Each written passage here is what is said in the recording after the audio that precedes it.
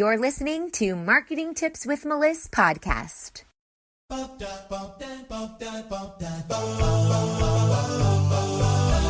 Welcome to Marketing Tips with Meliss podcast. And now your host, Meliss-Ep.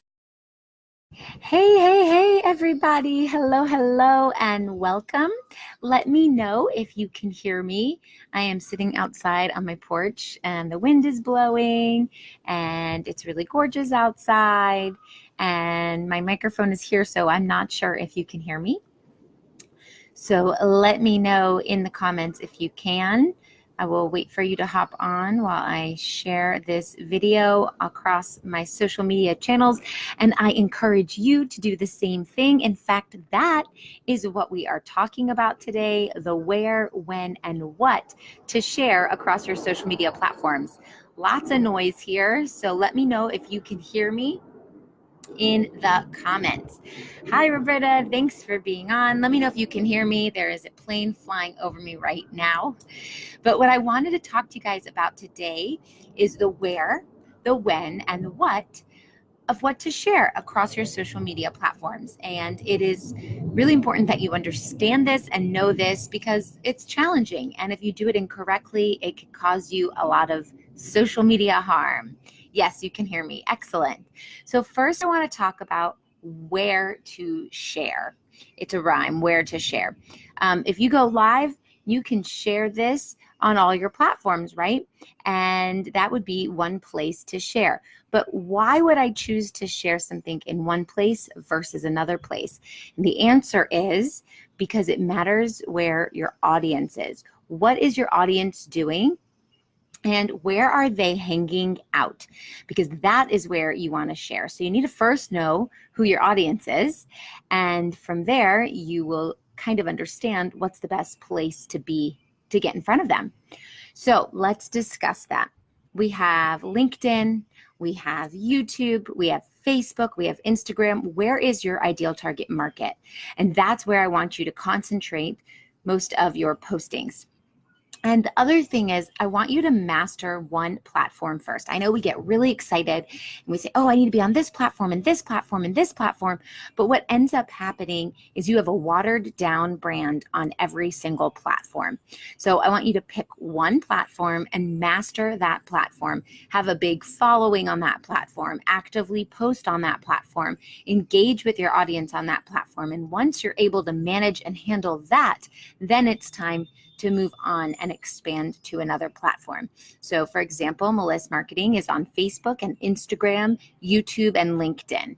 We're not on Snapchat. We're not on Twitter. Why? Because I don't have the time or the effort to focus my attention there right now, and my audience is not there. So it's a lot of effort for a low return. And if I have to spend more time creating content for 2 more platforms, there's a high likelihood that the platforms I'm currently posting on will take a hit and I won't be as focused and I won't drive as much traffic and I won't engage with my audience as well. So think of that main platform that you need to be on where your audience is hanging out, and that's where I want you to start.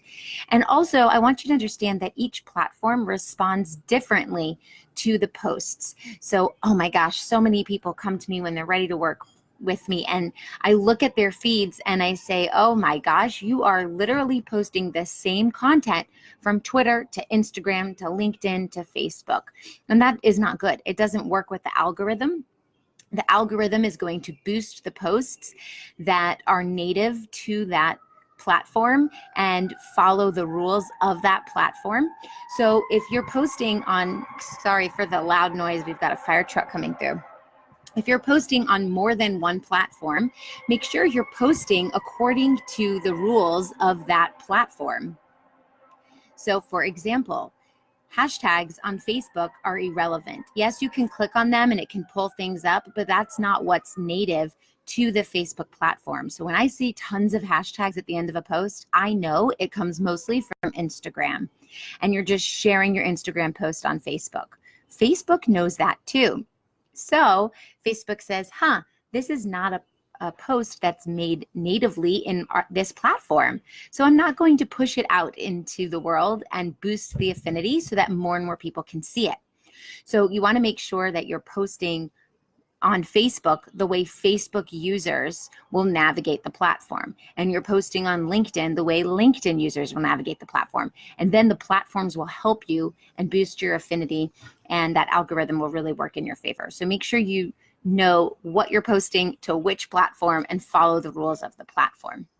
Now let's talk about what to share, because I know a lot of people have trouble creating content. That's one thing we do here at Meliss Marketing. We love creating content for our clients. So I want you to think about various different types of content that you have. That could be a video or PDF, maybe images with some captions, maybe it's an audio file or a podcast. You can share quotes, blogs, you can share your content that you've created. You can share other people's content too. Hi, Sarah. Thanks for hopping on. You can share event invites. And I want you to think about, when you're creating this content, that it's the 3 E's. It's either engaging, entertaining, or educational. And all 3 of those are really important. Now, not every single post needs to be engaging, entertaining, and educational, but it should be one of those 3. And every post that you put out should be one of those 3, so that eventually you have encompassed all 3 of those: entertaining, engaging, and educational, because that's how you build your personal brand, and that's how you boost your social media, and that's how more people relate to you.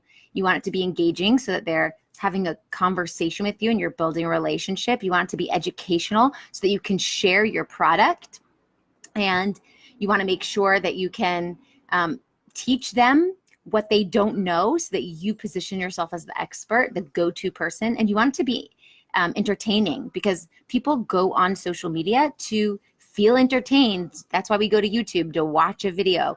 That's why we go to Facebook, to scroll the news feed and find out what our Facebook friends are doing and be entertained. It's just like grabbing a magazine in the grocery store when you're waiting in line and you're just flipping through all the headlines. That's what social media is in a digital way. So you want to make sure that you're being engaging, entertaining, and educational. Sarah says, so proud of you. Keep up the great work. Oh, thanks, Sarah. So nice to see you. Thanks for being here. All right, so let's talk about when to share. Now, I get this question asked all the time. When's the best time to post? What should I do here? And hey, Colin, thanks for being here.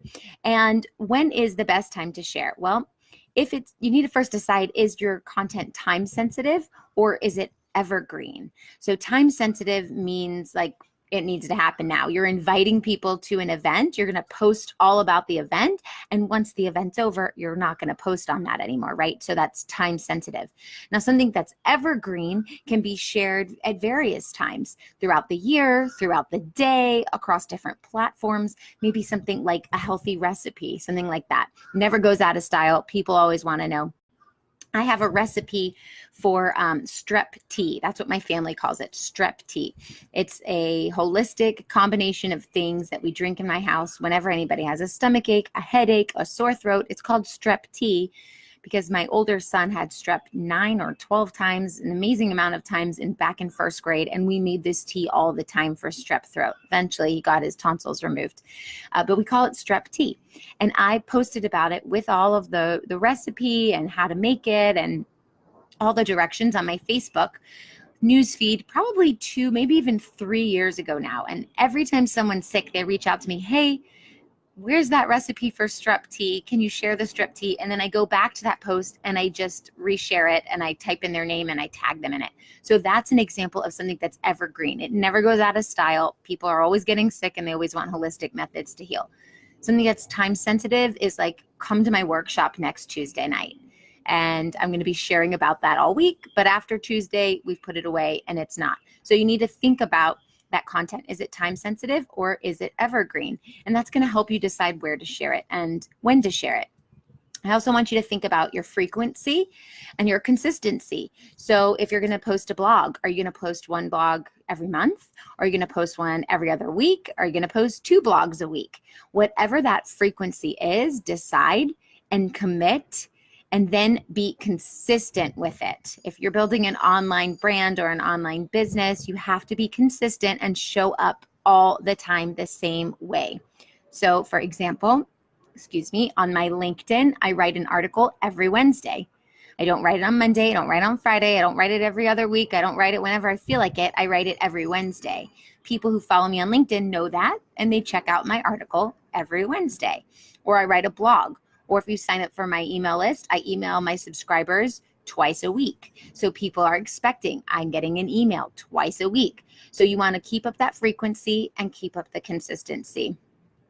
And Colin says, good work, but I've got to go. Okay, see you soon. Thanks for being here. I want you to think about, after you've pieced all these content pieces of the puzzle together, I want you to put them in a content calendar. A content calendar is going to save you time. It's going to keep you organized. It's going to let you look ahead and see, what promotions are we doing? My content calendar needs to be in line with my promotional calendar.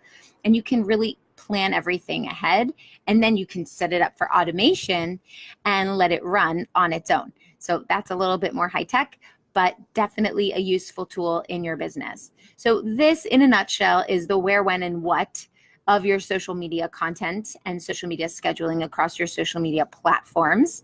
If you need more help creating content, I have 2 offers for you. The first one is you can hop into the Social Marketing Academy. I have lots of awesome courses in there that teach you all of these things. What I just covered today is like a little tiny drop of what's in that course. So you can go to socialmarketingacademy.org, and I'm going to pop that into the link right now into the chat. And there it is. So you can go to the socialmarketingacademy.org. Excuse me, there is a airplane flying overhead, so hopefully you can hear me. In there, I have my first course in there is called How to Build a Killer Content Calendar. It has amazing reviews. People absolutely love that program. You go through it and you will just be mind blown with everything I cover in there as far as your content strategy and how to build a killer content calendar. The second offer I have for you is to apply to work with my team. Right now, we are accepting only one more client. And when you apply to work with my team, we can see if we're a good fit. And we have a VIP day, which is a content strategy intensive, where you will get 3 to 4 hours with me face-to-face through video chat, and we will actually build out your entire content system together. You will walk away at the end of the call with content for many months to come, including the back-end system that will help you keep this process running on automation. So I'm going to put that link into the chat right now. You go to go.melissmarketing.com/apply. Make sure you put the apply in there, and you could check out our testimonials, see what we've done, and apply to work with us. I'd love to talk to you about the Content Strategy Intensive or any of our other packages. So I hope this has helped. If you have any questions, pop them into the comments and I will come back and check them, and I will see you next time. Bye. If you loved this episode, head over to iTunes to subscribe and leave us a review so we can reach more people and share our content with those that can benefit most. And before you go, I want to invite you to join my Social Marketing Academy, where you can master the skills you need to manage and scale your own business or your clients' businesses. This membership will give you all the tools you need to be successful online and teach you how to engage properly with your ideal audience. New courses are constantly being added to the Academy, and you can work through them at your own pace. Check it out now at socialmarketingacademy.org. Thanks for listening to the Marketing Tips with Meliss podcast at www.marketingtipswithmeliss.com.